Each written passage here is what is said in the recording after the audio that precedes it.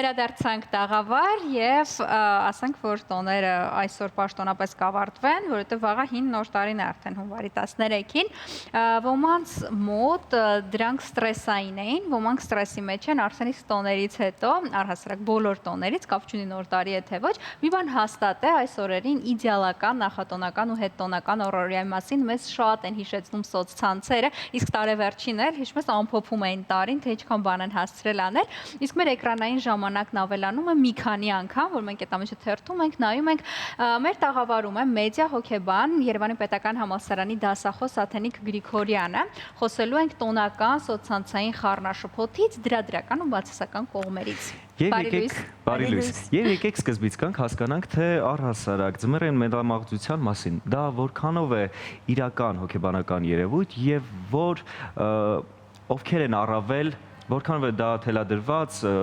սոցցանցերով։ Ովքեր ավելի խոցելի։ Ձմեռային մելամաղձ երևույթը հաճախ կապվում է աշնանից դեպի ձմեռ անցման գոտու հետ, որը կապված է հենց արևի լույսի էներգիայի նվազեցման հետ, երբ որ պակասում է արևը, իջնում է սերոտոնինը, արդյունքում բարձրանում է մելատոնինը, որը քնի հորմոնն է, մարդկանց մոտ առավելապես ավելանում է քնկոտությունը, նրանք դառնում են ավելի քնկոտ, դառնում են ավելի դանդաղաշարժ եւ սա կապված է հենց այս երևույթի հետ։ Իրականում երևույթը որպես այդպիսին զուտ պատճառ է արդարացնելու այն ամենը, ինչը մենք անում ենք, որովհետեւ ցրտով պայմանավորված մարդիկ հորմոնների որոշակի վերարտադրողականությամբ դառնում են ավելի ալարկոտ։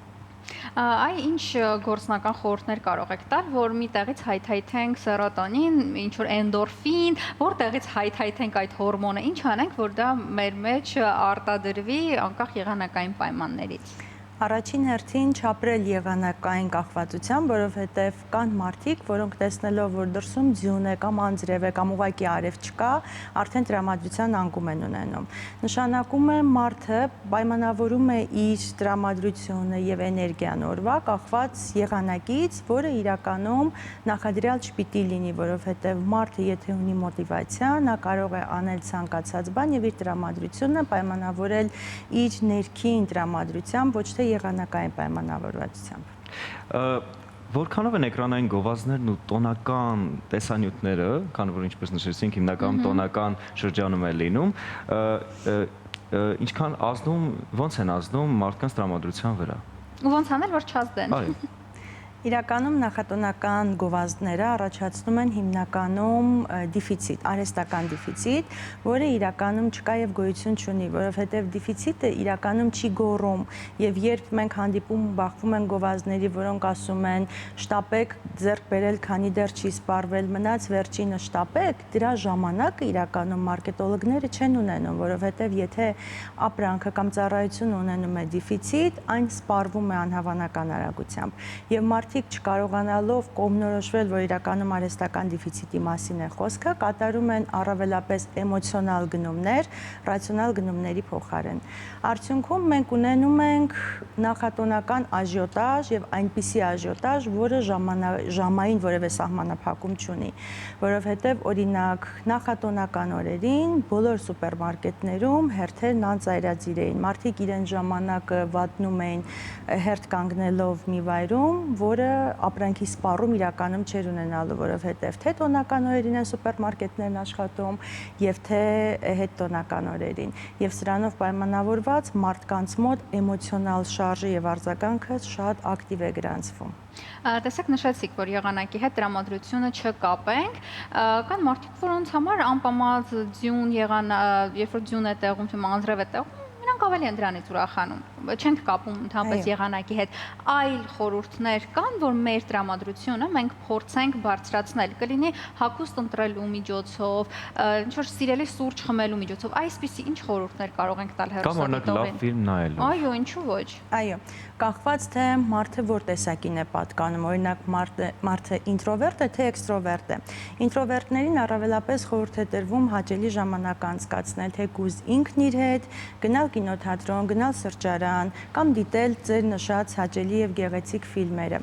Իսկ այն մարդիկ, որոնք էքստրովերտ են, ժամանակ անցկացնել ընկերների հետ եւ շատ ավելի սոցիալիզացվեն։ Իսկ սոցիալիզացիան մենք չենք հասկանում սոցիալական ցանցերի միջոցով, որովհետեւ շատերը լինելով էքստրովերտ, կախվածություն ունենալով սոցիալական ցանցերից, փորձում են այդ շփումը լրացնել համացանցի միջոցով, բայց մարդիկ այսօր ունեն իրական շփման պակաս, որի արդյունքում իրենք դառնում են առավել մելամաղձոտ, որովհետև երբ մենք ունենք սոցիալական ցանցերից կախվածություն եւ մեր ժամանակը վատնում ենք այնտեղ, մենք ունենք հրաշալի հորմոն, որը կոչվում է դոֆամին, որը կախվածության հորմոնն է, բայց դոֆամինը իրականում կախվածության մասին չէ, այն կախվածության, կրեատիվության, դրդման եւ մոտիվացիայի քիմիան է, որը մեր մոտ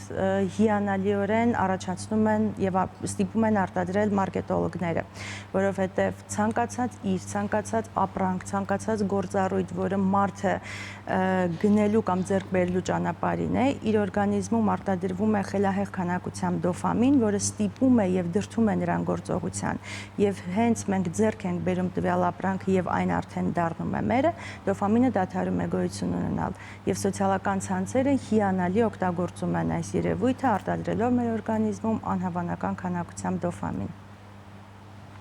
Եթե խոսենք անառողջ համեմատության մասին, որը մեզ տալիս են սոցցանցերը, բլոգերները, ինֆլուենսերները, երբ որ տարին ամփոփում են, տպավորությունը, որ իրենք այնքան բան են հասցրել անել այդ տարվա մեջ ու դու համեմատում ես քո կյանքի հետ եւ ստեղծվում է խնդիր, ինչպես խուսափել սրանից եւ մի քիչ խոսենք այս երևույթի մասին։ Իրականում խոսում ենք անհատականացման մասին, որովհետև հաճախ մարդիկ կորցնում են իրենց անհատականությունը, կախված լինելով դիմացինի եւ մյուսների կարծիքից։ Այստեղ թույլ տվեք հիշել եւս մեկ հոգեբանական մարքեթինգային տնտեսագիտական պարադոքս, որը կոչվում է Վեբլենի պարադոքս, ինչի մասին է այն, երբ մարդիկ փորձում են ձեռք բերել այնպիսի իրեր, որոնք սպառում է հասարակության մեծամասնությունը, հասարակության մեջ գորշ մկնիկ չլինելու համար։ Օրինակ, iPhone-ները, վերջին iPhone-ները, էլեկտրական մեքենաները, հանգստի ժամանակակից գոտիները եւ նրանք չեն ձգտում այդ ամենը զուտ ունենալ, նրանք ձգտում են դա ունենալ, որպեսզի ցուցադրեն սոցիալական հարթակների միջոցով, որ իրենք ընդհանուրի մաս են կազմում։ Եվ այս ամենը կրկին հրաշալիորեն մեզ մատուցում է մեդիան մարքետոլոգների միջոցով։ Իսկ ինչպես կարող է մարդը գիտակցաբար ֆիլտրել այդ էկրանային բովանդակությունը եւ չդառնալ այդ մարքեթինգի եւ մեդիայի զոհ։ Ինչ փոքրիկ ինչ որ մեթոդներ կան։ Պաշտպանված է նա, ով իրազեկված է եւ տվյալ դեպքում, եթե մենք գիտենք այս երևույթների մասին եւ գիտակցում ենք, որ համացանցային կախվածությունը, արժե համակարգը, որը իրականում շատ արհեստական է եւ շատ սինթետիկ արժեքներ է մեզ հրամցնում, կառավարել դրանք։ Եվ այստեղ օգնության է հասնում մեդիա հիգիենան։ Մենք հետևում ենք մեր ֆիզիկական հիգիենային, մեր տան մաքրությանը, մեր շրջապատին, սակայն մենք ունենք նաեւ մեդիայում հիգիենա հաստատելու խնդիր։ Ֆիլտրել այն բովանդակությունը, որը սպառում ենք, հետևել միայն այն բլոգերներին, ինֆլուենսերներին, որոնք ոչ թե ազդում են մեզ վրա ստիպելով գնալ իմպուլսիվ քայլերի եւ որոշումների, այլ գիտակցված անել դա, լինելով մեդիագրագետ եւ չենթարկվելով տեղեկատվական թակարդներին։ Իսկ ինչպես ֆիլտրել։ Ընդհանրապես չնել, թե այն ամենենիվ կան գործիքներ, որոնց միջոցով կարելի է ֆիլտրել։ Այդ ֆիլտրումը հնարավոր է անես այդ բլոգերին, դադարես հետևել։ Հնարավոր է նաև այդ տարբերակը, եթե դու զգում ես, որ տվյալ մարդը ազդում է քո որոշումների վրա կամ առհասարակ ինքը չի հրամցնում այնպիսի կոնտենտ, որի կարիքը դու ունես, բայց ընդհանրապես չհետևելը ելք չէ տեխնոկրատական հասարակությունում, որովհետև ընդհանրապես չհետևելու տարբերակով մարդը դառնում է չիրազեկված եւ դառնում է մեկուսացված։ Պետք է միայն ֆիլտրել եւ հետևել այնպիսի տեղեկատվության եւ այնպիսի հարթակների, որոնք օգնում են մարդուն կատարել լավագույն որոշումները, որովհետև ալգորիթմները այսօր գործում են այնպիսի աժիոտաժով, որ մեզ բաժին են հասնում այնպիսի ինֆորմացիաներ եւ այնպիսի նյութեր, որոնք մենք հիմնականում սպառում ենք։ Այստեղ տարիքային ինչ-որ հարցել կա, որովհետև եթե մենք չափահասության շրջանում մի քիչ ավելի գիտակցված ենք, երեխաները, դեռահասները մի քիչ ավելի խոցելի եւ տպավորվող են, ինչ խորհուրդ կարող ենք տալ ծնողներին, ինչպես հետևել երեխաների, թե ինչ ինֆորմացիա են սպառում իրենք, որովհետև կտրել էլ առհասարակ չի լինի։ Այո, կտրել չենք կարող, վերահսկելը շատ դժվարին է դարձել, որովհետև եթե մենք փորձում ենք սահմանափակել երեխայի կախվածությունը էկրաններից կամ վերահսկել ինչպիսի կոնտենտ նա սպառի, տանից դուրս, օրինակ դպրոցներում, խմբակների ժամանակ կամ առհասարակ ճանապարհին, երբ երեխան ունի ինտերնետ, մենք դա սահմանափակել չենք կարող, որովհետև եթե մենք սահմանափակում ենք TikTok-ում երեխայի մուտքը կամ Telegram-յան հարթակներում, այդ ամենը նրան հասնում են YouTube-յան շորթերի, Instagram-յան ռիլերի, Facebook-յան կոնտենտի միջոցով, իսկ եթե երեխան որևէ հարթակից չի օգտվում, այդ ամենը իրեն ուղարկում են դասընկերները։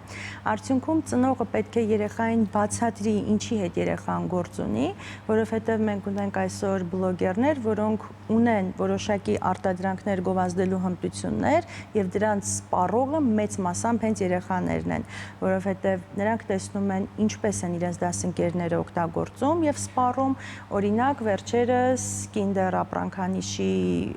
որոշ սերիա շատ մեծ տարածում ունեցավ եւ առաջացավ այդ արհեստական դեֆիցիտի էֆեկտը, երբ որ ոչ միայն երեխաներն ու դեռահասները, այլև նույնիսկ ուսանողները շարունակ բոլոր խանութներում փորձում էին ձեռք բերել Kinder ծվիկի հավաքածուն եւ հայտնվեցին մարդիկ, որոնք list AM-ի միջոցով փորձեցին եռակի եւ քառակի հրամցնել եւ մարդիկ գնում էին դա, որովհետև իրենք ցանկանում են ամբողջի մաս կազմել, որովհետև իրենք արդեն վյաթակարտում են։ Դե լավ ու բուն էլ, կներեք լավ ու բուն էլ, սարսափելի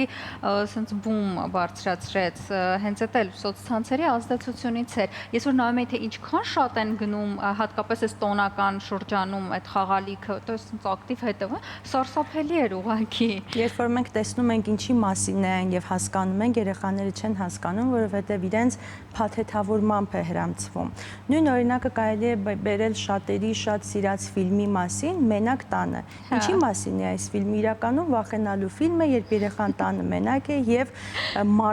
մարտնչում է ավազակների դեմ, բայց իրականում քանի որ երաժշտությունը մեզ այնպիսի մեդիա ուղերձ է տալիս, որ ամանորյա հրաշքի հետ է կապված, ֆիլմը դիտում են ընտանիքով որպես ամանորյա գեղեցիկ կոնտենտ հայտնվել այնտեղ եւ մասնակիցներ Այստեղ ենք ասում, էական չէ, ինչ ես ասում, էականն այն է, թե ինչպես ես ասում եւ ինչպես ես դա մատուցում։ Օրինակ ես հիշում եմ, որ անցյալ տարի քաղաքապետան ընդունեց մի որոշում, որ դպրոցներում դասապրոցեսի ժամանակ արգելվում է հեռախոսները։ Ինչպիսի ազդեցություն դա կթողի, խնդրին լուծում կտա, թե կզարգացնի ըստ ձեզ։ Իրականում շատ դպրոցներում դասապրոցեսի ընթացքում հեռախոսներ երեխաները չեն կիրառում, որովհետև դասարան մուտք գործելիս ուսուցիչները հավաքում են այն։ Սակայն սա ելք չէ, որովհետև կան երեխաներ, որոնք այդ ամենի հաշվառումով ունեն երկրորդ հեռախոսը, որովհետև տանը նրան արգելել կամ չեն կարողանում, կամ երեխաները գտնում են ձևը երկրորդ հեռախոսն ունենալու։ Բայց խնդիրը հետևյալն է. մեր դասագրքերում դպրոցական կան առարկաներ, օրինակ երաժշտություն առարկան, որը QR կոդով է եւ երեխաները բոյկոտում են ինչպես մենք կարող ենք առանց հեռախոս մուտք գործել դպրոց, եթե QR կոդով է։ Իհարկե նախարարությունն ասում է, որ ուսուցիչը պետք է այն կիրառի, սակայն դա հաճախ ելք չէ, որովհետեւ եթե ուսուցիչը մի փոքր ավելի մեծ տարիքի ներկայացուցիչ է եւ դժվարանում է օգտվել ինտերնետից կամ QR կոդը սկանավել, որովհետեւ բազում խնդիրներ են առաջանում, երեխաները կրկին սկսում են օգտագործել հեռախոսները։ Իրականում այդ վերահսկողությունը պետք է լինի հենց դասընթացի ժամանակ եւ մանկավարժական հմտությունն է հենց ուսուցչի, որպեսզի վերահսկի, որովհետեւ արգելքը միայն ուժգնացնելու է երեխայի ցանկությունը կախված լինելու հեռախոսից։ Այդ տարիքով մեծ մարդկանցից էլ խոսք գնաց, նրանց մեդիագրագիտությունը վերահսկելը կամ նրանց մեդիագրագիտություն սովորեցնելը մի քանի անգամ ավելի բարդ է, քան երեխաներին, երեխաները կարողանում են գլուխը հանել, բայց տատիկները, պապիկները տարիքով ավելի մեծ մարդկանց շատ դժվար է վերահսկել ու շատ հաճախ, հատկապես այս տոնական շրջանում տարբեր ակցիաների ծուղակը շատ հաճախ են ընկնում։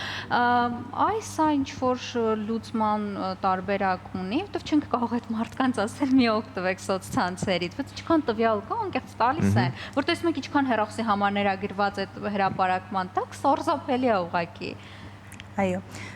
Լուծում որպես այդպիսին իրական եւ իդեալական լուծում այսօր չունի, որովհետեւ միակ լուծումը տվյալ տարիքի ներկայացուցիչներին հավաքել եւ մեդիագրագիտության հմտություններ սովորեցնելն է։ Մենք ունենք եթերում հաղորդումներ, որոնք ուսուցանում են մեդիագրագիտություն, սակայն տվյալ տարիքի անձին ուղղակի չեն հասկանում ինչի մասին է խոսքը, որովհետեւ հիմնականում մասնագետները խոսում են այնպիսի բառամթերքով, որը հասկանալի չէ իրենց եւ իրենք չհասկանալով ուղղակի փոխում են հեռուստաալիքը։ Սա պետք է անեն տնեցիները, ավելի երիտասարդ ներկայացուցիչները, երեխաները, թորնիկները, փորձելով նրանց ցույց տալ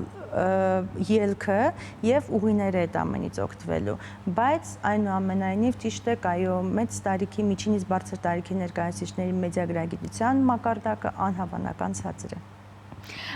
Ինչպես եք դուք որպես մասնագետ մեր իրականության մեջ գնահատում դաշտը, մարքեթինգային տեսանկյունից որքանով է առողջ եւ գրագետ եւ ինչ խնդիրներ ունենք։ Եթե վերցնենք այս վերջին տոնական հետտոնական շրջանը։ Գրագիտության սահմանը, քանի որ մարքեթինգային ռազմավարությունը ունի հստակ գրված կանոններ եւ մարքեթինգում ընդունելի է այն ամենը, ինչը ազդում է դիմացինի եւ սպառողի վրա, Հայաստանում վերջերս մեծապես զարգացում է նկատվում, որովհետև սկսել ենք զարգ տալ այնպիսի տեխնիկաների եւ տեխնոլոգիաների, որոնք իրապես բավականին ազդեցիկ է։ Եթե խոսեմ որպես մասնագետ եւ որ մարքեթինգային տեսանկյունից, միանշանակ պետք է գովաբանեմ, որովհետև իդեալական է գործում եւ կարողանում է ճիշտ թիրախի վրա ներազդել, օգտագործելով այնպիսի տեխնոլոգիաներ, ինչպիսիք են օրինակ նեյրոմարքեթինգը, նյարդալեզաբանական ծրագրավորման մեթոդները եւ այլն, բայց որպես սպառող, եթե սկսեմ խոսել դրա մասին, իրականում մի փոքր բացասական է, որովհետեւ այսօր մենք ունենք գովազդի մասին Հայաստանի Հանրապետության օրենք, որը ունի բազում բացթողումներ եւ լրացման հրամայականներ, եւ այդ ամենը բացթողումների շնորհիվ մարքեթոլոգները կարողանում են մեզ հրամցնել այնպիսի կոնտենտ, այնպիսի գովազդներ եւ PR տեխնոլոգիաներ են սկսում գործարկել, որոնք իրականում օրենքով արգելված է, բայց քանի որ օրենքը յուրաքանչյուր կետի համար ունի բացթողում, իրենք կարողանում են զարտուղի ճանապարհով օգտագործել այն, թեկուզ թաքնված գովազդի միջոցով, որը օրենքով որևէ կերպ չի կառավարվում այսօր, եւ իրականում խայծը մենք կուլ ենք տալիս։ Մի շատ ցավալի թեմա կա, որը էլի օրենքի հետ կապ ունի, էներգետիկները։ Էներգետիկները իմ համար ամենացավալի թեմաներից է ու դրանց վաճառքը թվում է թե չպետք է անչափահասներին վաճառեն, բայց